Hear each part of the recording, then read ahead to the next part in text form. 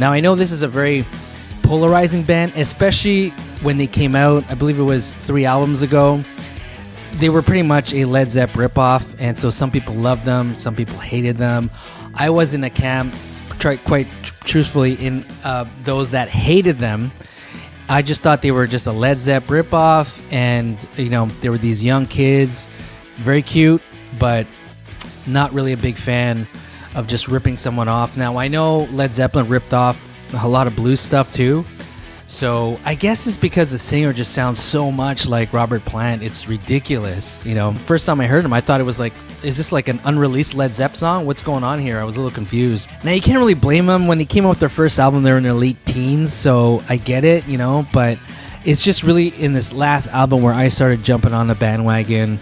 They were nominated for this year's Grammy Awards for Best Rock Album, and deservedly so. Starcatcher, really cool. If you haven't listened to it, really awesome stuff. The guitar player, everything is just tight, Their sound, I love their sound now and what they're trying to do. Now, the singer even is trying to even step away from the Robert Plant comparison stuff. Like, he's doing a lot of falsetto, and there's a lot of stuff that he's doing that Robert Plant didn't do, which is great to see that evolution of music and of sound. So let's get into this article. I'm reading from Guitarist magazine of their February issue. Alright, so the article is called Greta Van Fleet. With Red Raw third album Starcatcher rated as the old soul Michigan rocker's best, Jake Kiska reflects on banning stacks from the studio, shaking off those Zeppelin comparisons, and the warfare with his sibling bandmates back in the family garage. Words Henry Yates, portrait photography, page Sarah. Back in 2018, when Robert Plant was asked which of the modern rock's hot tips he rated, the former Led Zeppelin frontman paid the ultimate backhanded compliment. There's a band in Detroit called Greta Van Fleet, beautiful little singer, and he borrowed it from someone I know very well. They are Led Zeppelin 1. It was a line the rock press would parrot ad infinitum. However reductive it seemed to one of the genre's best young exponents. True, when Michigan twins Josh on vocals and Jake Kiska on guitar, along with kid brother Sam on bass, founded Greta in their family garage a half-decade earlier, there was no denying the DNA of classic rock's Galacticos in their riff and shriek sound. But none of the siblings denied the influence, and the comparison certainly didn't hurt. 2017's From the Fires EP won the Grammys for Best Rock Album, while both 2018's Anthem of the Peaceful Army and 2021's The Battle at Garden's Gate were glorious interlopers amid the committee-penned pop of the Billboard Top 10. And as Jake reminds us today with third album Starcatcher, Greta has put distance between themselves and their 70s touchtones with guitar work that roams beyond Page's shadow. You wanted a more garage sound for Starcatcher. What was the appeal? I think it had to do with spontaneity. In the past, we would usually go out somewhere remote, right in the middle of the woods or in the mountains, and we would typically overdo the demos. They started sounding like a record by the time we got out there, and sometimes it's impossible to replicate that initial excitement. With Starcatcher, by design, we would go directly into the studio with basic concepts and just catch the songs as they would fall, so it was birthed by fire. What are your memories of coming up in the family garage with Josh and Sam? Warfare, he laughs. It wasn't all quiet on the Western Front, I can tell you that. We got a lot of sparring out then. I can look more fondly upon it now. It's somewhat romantic.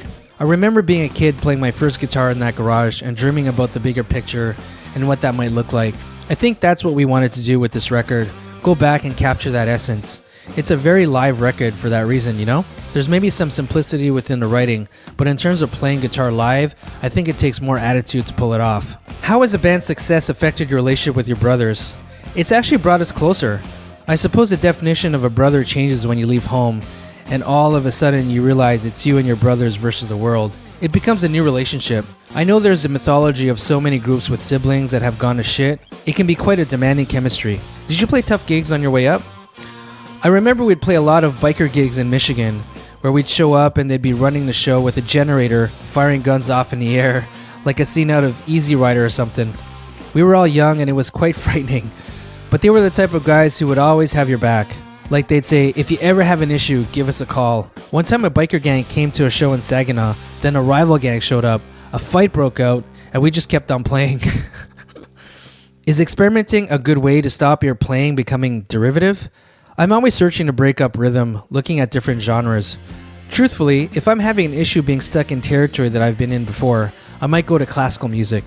I've legitimately used like Swarovski's Night on Bald Mountain to get me out of sticky situations, or Chopin, or Bach. A romantic way of looking at it is that it's kind of like sculpting. It's like, if you're in a situation where you're thinking a riff has been played, there's tons of ways to shape it into something more interesting.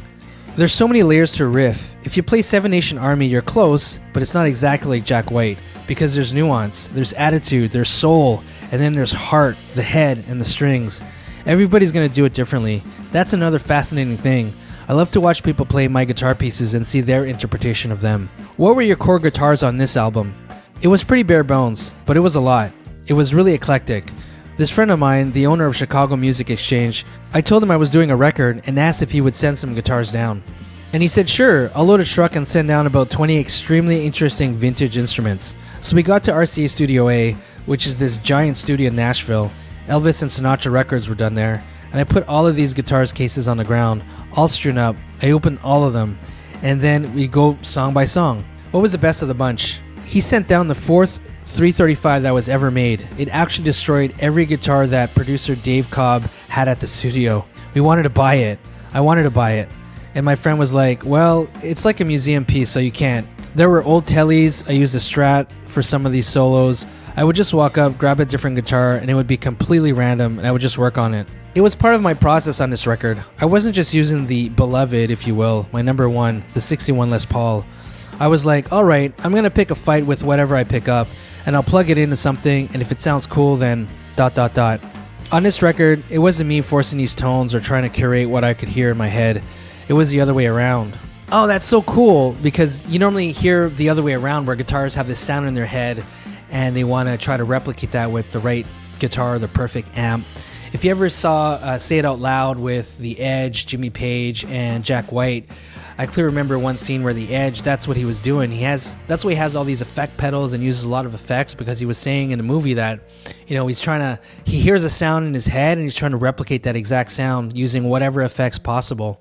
But looks like this dude did the opposite, which is kind of cool and refreshing. How about your amps and effects on Starcatcher? I did this on their last record too, where I was kind of experimenting, playing a guitar solo back and then playing with the pedal knobs while it's being recorded, so you get all the changing variables. It becomes like a human voice. You can kind of speak through it, and it becomes really psychedelic. That's really cool too. I think they used to do a lot of that back in the day. I believe Jimi Hendrix did a lot of that, where they used to tweak kind of the knobs as it was being recorded, or even after the recording process. I used a lot of the Universal Audio stuff, and we're having fun pushing preamps on the board itself. In terms of amps, there was a blonde Fender Bassman and a Princeton Silverface, both of them vintage, obviously. A Magnatone Twilighter and a Vox AC30, which I typically have in the studio for most records. But this record was particularly interesting because I limited myself to only using combo amps. Your 61 is technically a Les Paul, but with the SG body styling. What drew you to that twin horn format? I remember watching Eric Clapton in Cream when I was a kid. That felt like an intervention. It was seminal for me. Definitely Pete Townsend. I had an old cassette of The Who's Live at Leeds. The first real guitar I owned was an SG Standard with P90s, and that's what Townsend was using at that concert. I remember as a kid just picking up the SG and liking the weight and tactile qualities. I liked it because it was chunky. My dad would take me to guitar shops, and I remember being at a Guitar Center in Saginaw, Michigan. I was playing Sunshine of Your Love on an SG, and some older guy came around the corner and said, "Damn, that was pretty good. I thought you'd be some older guy like me, and you're like 14. Would you say the SG has shaken off its image as a heavy metal guitar? Man, the lineage of the SG is all over the place. It's kind of popped up in irregular places. I guess with some guitars, they start becoming synonymous with specific genres. Like a Jackson or a Dean is going to be on the metal/thrash side, but the SG is one of those instruments that is crafted like the Les Paul Strat or the Telecaster at the golden age of guitar. And because the SG has been around for so long, it's kind of ended up everywhere. Yeah, that's definitely true. You've said you studied Jimmy Page's playing to a forensic degree. There's been a handful of guitar players I've done that with. Clapton was one, Hendrix from the American side. It gets into philosophy at some point. It was like living and breathing a type of guitar player at any given time. Page was one of those guys where if I was playing a Zeppelin track, I would walk through exactly what his thought process was when he was putting that song together. I could think exactly like him, or Hendrix, or whoever. because if you spend enough time with that stuff, it's like a psychological character study, if you will. Have you ever met Paige? I haven't. I've been in close proximity. We were staying in the same hotel in LA and missed each other in the lobby by a couple of minutes. Our manager was like, "You know who just walked through here? Jimmy Page. So close, but not quite." Oh man, that must be such a life goal for this guy to meet Page. I mean, obviously he plays like him, his band plays like Led Zepp, so it must be a true dream for him to meet Page. I'm sure it's going to happen one day. You know, that's very similar to a personal story I had. You know, my best band in the world is Pearl Jam, and I love that band from the get-go. As soon as I heard Alive, fell in love with them, and I've been following and been a huge fan since. I'm actually part of the 10 Club, their fan club that they have from the get-go. So needless to say, Mike McCready, one of their guitar players, a huge influence on my playing.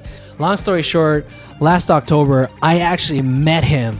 And I'm 48 years old, and I felt like a little kid meeting the guy. I was genuinely happy. You know, meeting your idol, right? You're very nervous, and you don't know, he could treat you like a complete asshole, but he didn't. He was so nice. I got to see him rock out 3 feet in front of me. He gave me some pics. It was such a beautiful night and really a highlight of my life. So I can only imagine this guy, you know, meeting Paige at some point and feeling that same thing, if not more. Okay, last question. Do you feel like you've distanced yourself from the Zeppelin comparisons with this latest album? I think if you take a common denominator control group and you ask them, what is rock and roll to you, then Zeppelin and those groups that laid the foundation or the baseline.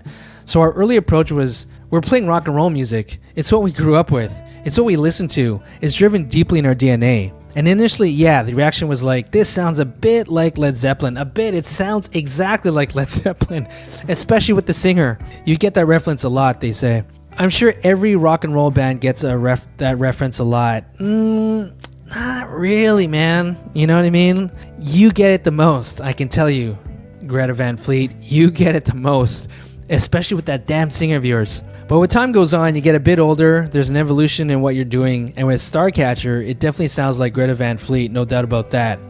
Yeah, I'll give him that, but again, that dude's voice, it's inescapable how he sounds like Robert Plant, so I don't know if they can ever get away from that comparison. It's not like they're playing industrial or electronic music and the guy's singing like Plant, you know what I mean? That'll be something else, but, you know, to play in a rock band, to have a singer like that, it's inescapable. Greta Van Fleet, I think that's just something you're going to have to accept and live with it and embrace it and just move forward with your own sound, your own rockin' songs, and that'll be that. And whoever wants to follow you and jump on a bandwagon will. And those don't, you know what? Fuck them. Thank you, Greta Van Fleet, for showing the younger generations how to rock out, even if you kind of sound like Led Zeppelin. Thank you so much for listening. Smash that like button and subscribe if I brought you value to this. Looking forward to bringing some more articles and commenting on it. Looking forward to seeing your comments. Let me know, what do you think? Do you like this band? Do you hate this band? They're still, I think, in my opinion, very polarizing. Let me know your thoughts, and I'll see you in the next one.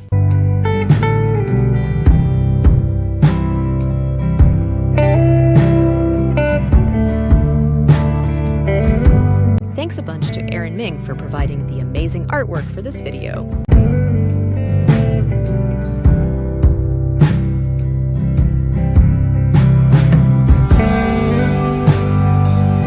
Hope you enjoyed it. Please connect with PJ Pat on Instagram at RockWithPJPat or on Facebook at the It's One Louder page.